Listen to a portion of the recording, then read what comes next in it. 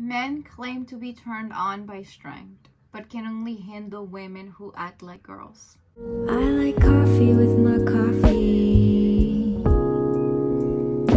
I'm a no bullshit kind of girl. No room for creamer or that vanilla stuff either. I need something real to fill my cup. But when I saw...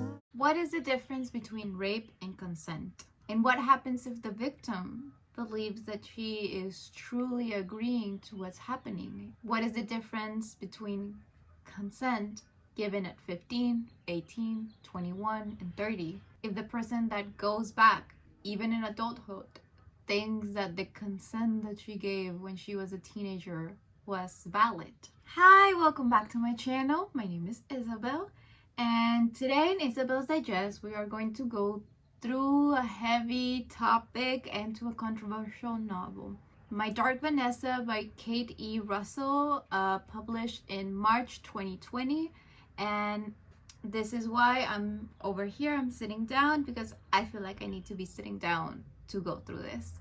So please look at the trigger warnings that I left you in the description box. But briefly, the contents of this video and book include but are not limited to rape, assault, grooming, gaslighting, mental and sexual abuse, cyberbullying, depression, alcohol addiction, and many other sensible topics. And you will find some resources if you or anyone you know is going through a hard time that relates to this or any other. So please be aware of this. Do whatever that you need to be safe and put yourself in a non-triggering position.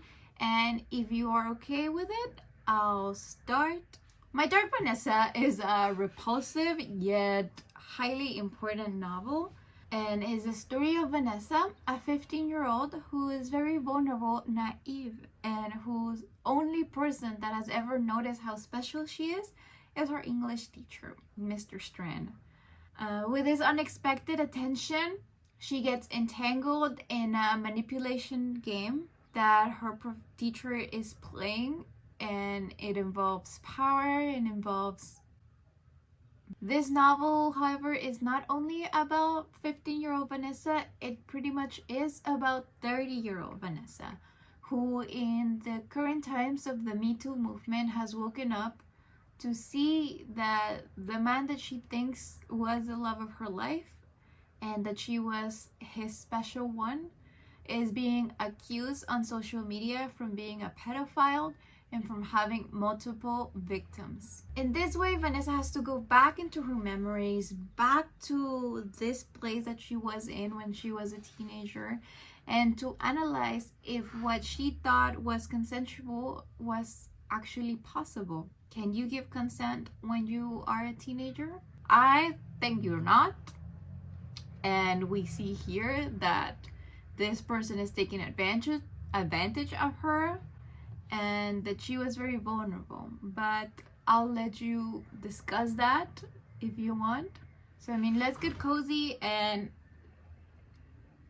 get a beverage or something to go over the structure and the character development of our main character or protagonist, Vanessa, because this is something very important to the reading experience, I think, especially of this novel. We have a two-time narrative. So we have, again, old adult Vanessa and teenage Vanessa. And the teenage Vanessa is in the early 2000s. The internet was coming up. And I think that Kate E. Russell did an excellent choice of picking the beginning of her book with adult Vanessa and these allegations, because it makes us, the readers, more aware of what's happening. It makes us hypercritical of Mr. Strane in his modus operandus, and it almost makes us be the responsible adult that wasn't around Vanessa when she needed one in school. We can see how sophisticated Strane is and how he looked out for a weak spot in his students to just insert himself and to assure them that he was the answer to the question that they've been wondering. Adolescence is this time when there's a lot of angst And when there is a lot of questions about identity and your belongingness into the clique or your peers or anything becomes something very important. The setting of this is perfect for an abuser. This is this boarding school with wealthy students, with very rigorous academic load. We see that these kids that are so preoccupied with academics will be so grateful for a strict professor to notice them and to call them special. In this way, we're presented with the ideal victim that Vanessa embodies. And I mean, she's not wealthy, her parents are not there, she just fell out of touch with a friend, like her only friend, because she has a boyfriend and now she's kind of popular and Vanessa isn't, and she suffers from major imposter syndrome. It's never clearly stated, but that's what it is. And this teacher sees it.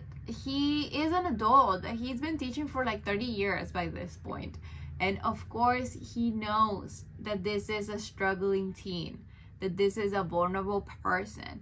And what he does is to encourage her to write, but he also encourages her to be different, to be isolated. He doesn't say, oh, it'll be better I just try to hang out with more people or whatever. He's elevating her to the level of special, and that's really isolating for her because he's kind of wrapping her in his world and being like, they're not gonna understand, don't bother with them, don't tell them about us. You see the problem there? So yeah, first thing he does is to make her feel this way, this special, by giving her books to read. And this is something innocent. I've had teachers and professors all my student life giving me books and book recommendations and talking about my writing or my potential or whatever.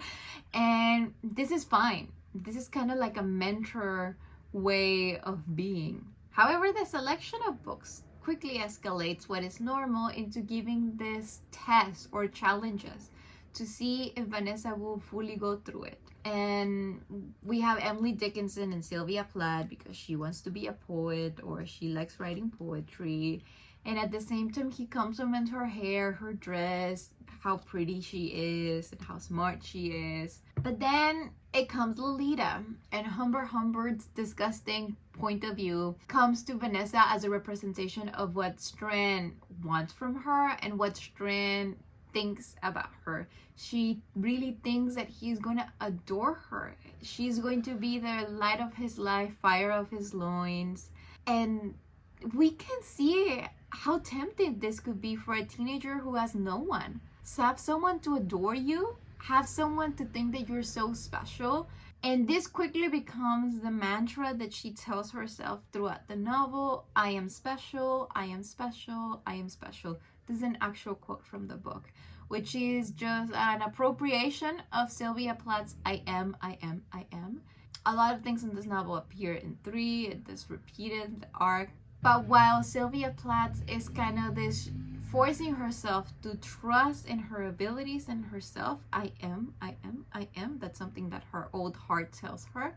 For Vanessa really is, I am special because of him. He is kind of seeing how special I am. So if I don't have him, am I still special? Am I still in control?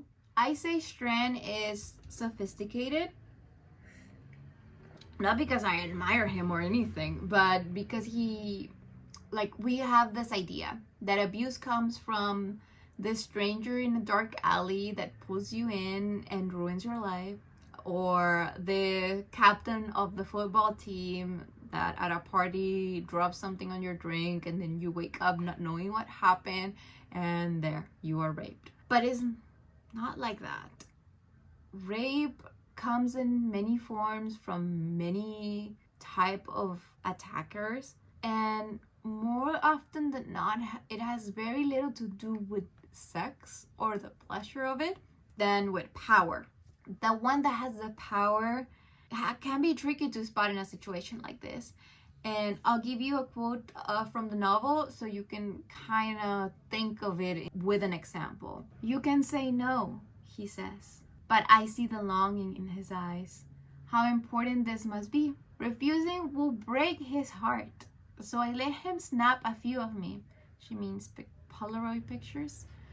Both at the seminar table and sitting behind his desk. Another on the couch in the office, my feet tucked up and my notebook open on my lap. He's so grateful, grinding as he watches them develop. He says he will treasure them forever. With this quote, I'm gonna ask you, who has the power here? Power is kind of interchangeable.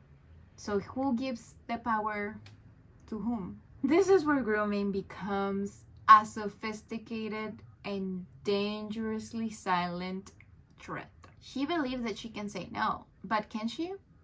Isn't he putting her in a place to pity him? To be like, how important is to you that I take these pictures? Like, they're nothing to you, but they're everything to me. I might be nothing to you, but you're everything to me. Who has the power here? He's always asking her if she's okay with what he's doing, but he asked kind of like after he already did it. And he asked when she doesn't really understand what he implies because she has never had any sex with anyone and she doesn't know what the implications are. So can she fully give consent to something that she doesn't fully understand? Furthermore, we as readers want to throw this book at the wall since day one because we know he's a rapist, Vanessa is always defending him.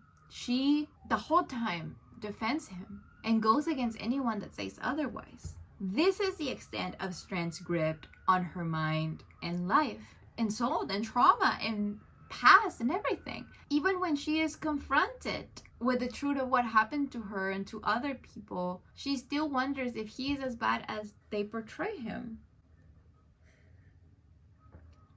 And this is when it's dangerous. This is when we have to be hyper aware, because maybe even if we ask people, they won't come up and saying, yeah, I'm a victim, because Vanessa doesn't think she's a victim.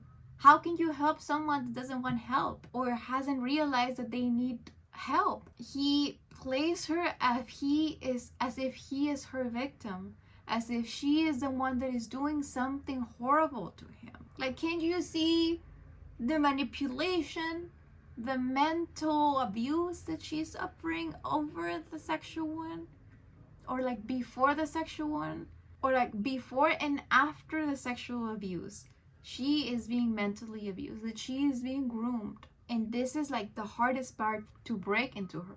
That is the plot, the structure, or main character, or whatever. Now I want to mention and divide this novel into pieces that we can digest. For example, the good that I found. And I don't mean goodness of heart or goodness in humanity, because a lot of people in this novel are not good. I mean that what I found that was good in this novel is that we are not encouraged to romanticize any of this. And again, I think that is because we start with the allegations and with her being older, but there is no reason to romanticize any of what's happening. I mean, I guess you could if you want to force it. As readers and adults, we can see beyond Vanessa's naivete, and we are not idolizing what's happening, because we can see beyond Strane's artifacts and how he plays her. We can see his cunning mind working, especially because he's described as this old middle-aged man with a belly and losing hair and just your average guy. He is not handsome or fit or dreamy. He's not Ezra Fitz from Pretty Little Liars, you know, when the whole relationship is super inappropriate and toxic and we are encouraged into thinking that this is the best relationship ever. The meetings are not romantic. They're just hiding and just doing whatever he wants to do. Vanessa is just awkwardly there, often uncomfortable and being used, basically. Additionally, I really like how the author addressed the reporter situation in the novel, because there's this reporter who, after she saw the Facebook post about Strane, wants to write a full article bringing all the victims coming forward and talking about this, doing a big expose. But she's only doing it for clout and for clicks, because she doesn't really care about the victims or to be doing a dignified job at portraying their stories. This shows again a real side of what victims have to go through when they come out publicly.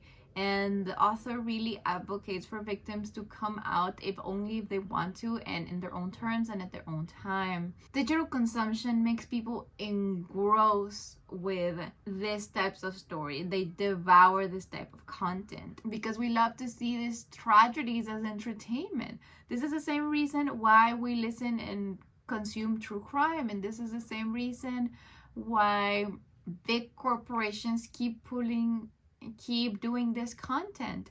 And it's good that someone is exposing them. I mean, we as readers, why are we reading My Dark Vanessa?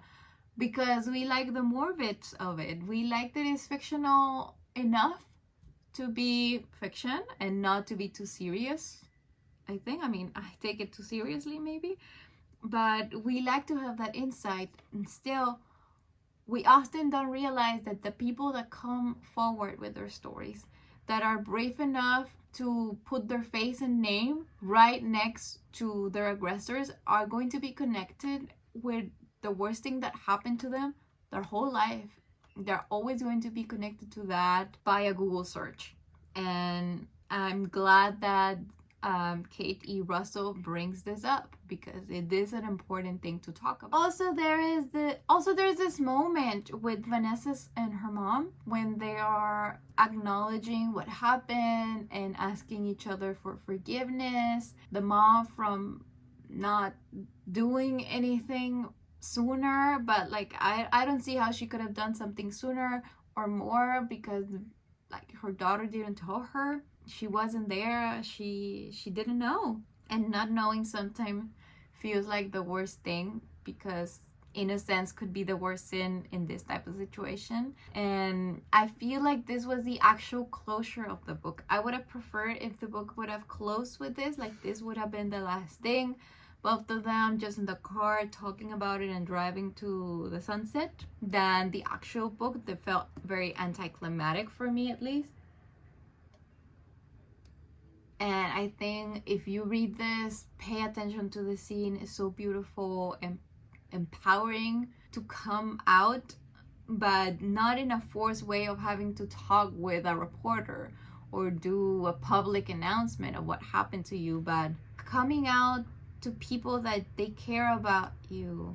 And or maybe if you already did, to be able to say, okay, this happened, we did what we did, we can move forward, we can move away from this and not let it define our relationship as mother-daughter, as friends, our partners. And I think it was a beautiful thing, and it would have been a beautiful ending.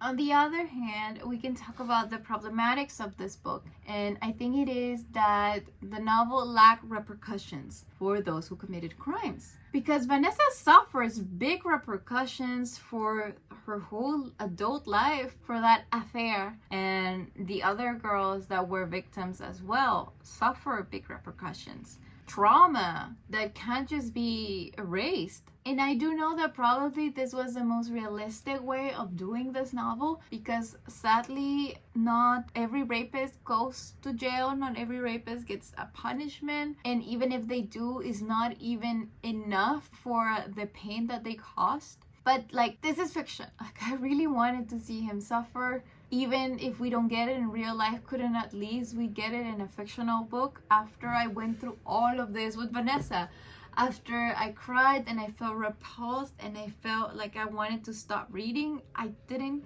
get it. I didn't get any repercussions for anyone involved. And yeah, maybe I'm too invested in this, I guess. I tried to wait a little bit to do this review, but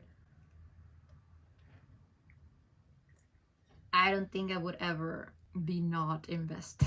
And another thing that I didn't like is that Vanessa does perpetrate misogynistic discourses of victim blaming and slut shaming to other women that suffer abuse, and I feel it could be very triggering for someone that has suffered abuse to read Vanessa's words. And even though she thinks that she's not a victim, I feel that she's a victim.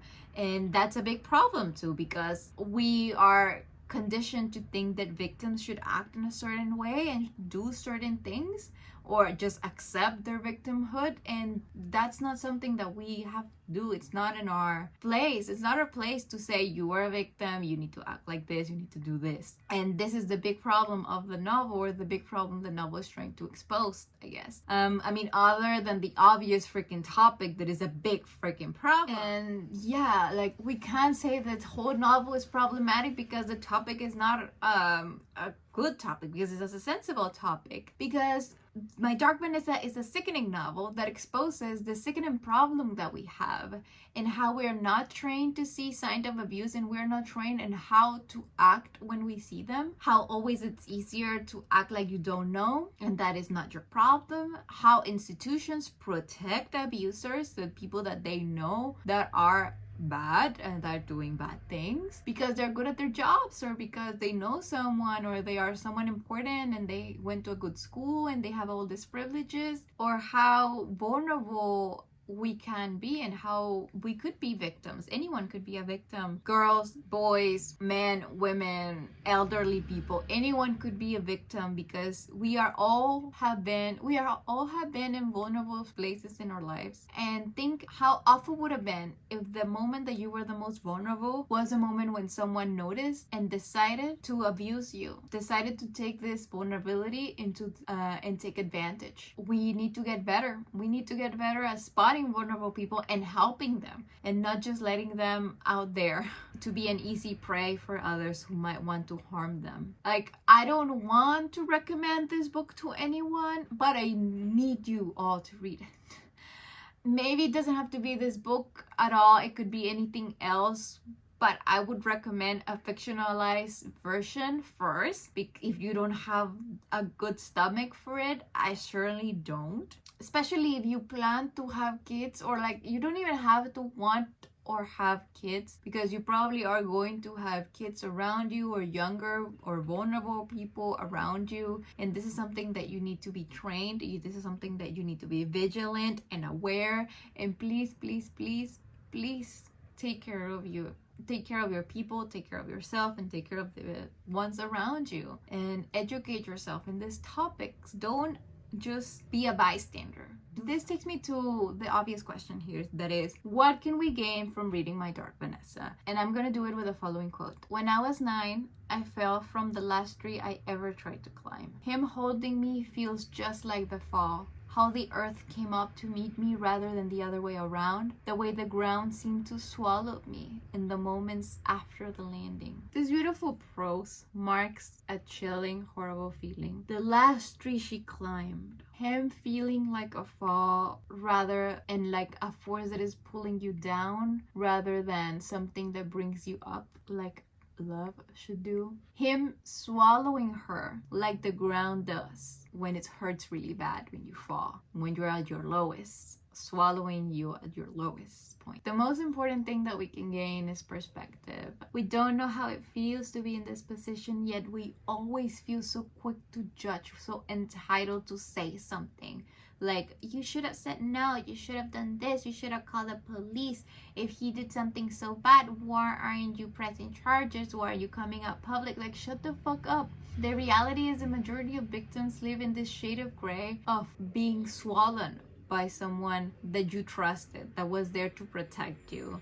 Because, surprise, the majority of abuse comes from someone you know. You can check the statistics. That's how it is. It's someone you know, it's someone that you trust, and someone that is going to abuse that trust that you gave them and is going to harm you. So we owe the victims and survivors some compassion, because we can't just expect them to act as this role of what a victim should be, as I said. And I also think what we can gain is literature, is that this is what literature is supposed to do. It's supposed to challenge you, it's supposed to make you think, and it's supposed to empower you and push you into engaging with the text, into engaging with the topics, going into conversation and exploring more, developing your critical thinking skills, and think for yourself, not just accept blindly what others say.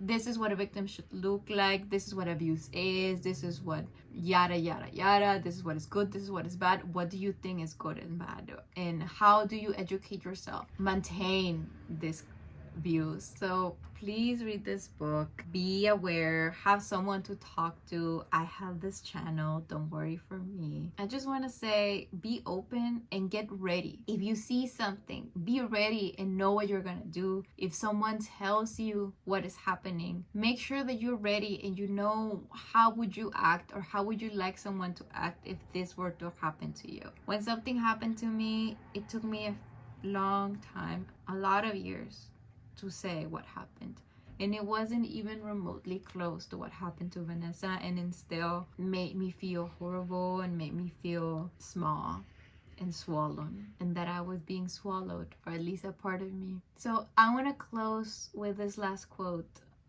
so we can think about it and go our merry way. How easy it is to be tricked into building a narrative out of air, out of nothing. So that is all from me. Heavy but important. I'm gonna leave you, as I said, some resources and literature down below. Be vigilant, be aware, engage in the comment section down below. Leave your comment if you have read it, if you're not gonna read it, which is totally respectable, and just be extra respectful and extra careful. And your comment could be triggering for someone, because it could be going through something very difficult and we're not knowing it. My name is Isabel. Thank you all for watching. Keep reading, and when you're not following all my social media, link down below as usual. I'll see you next week, and that's all. Thanks. Bye.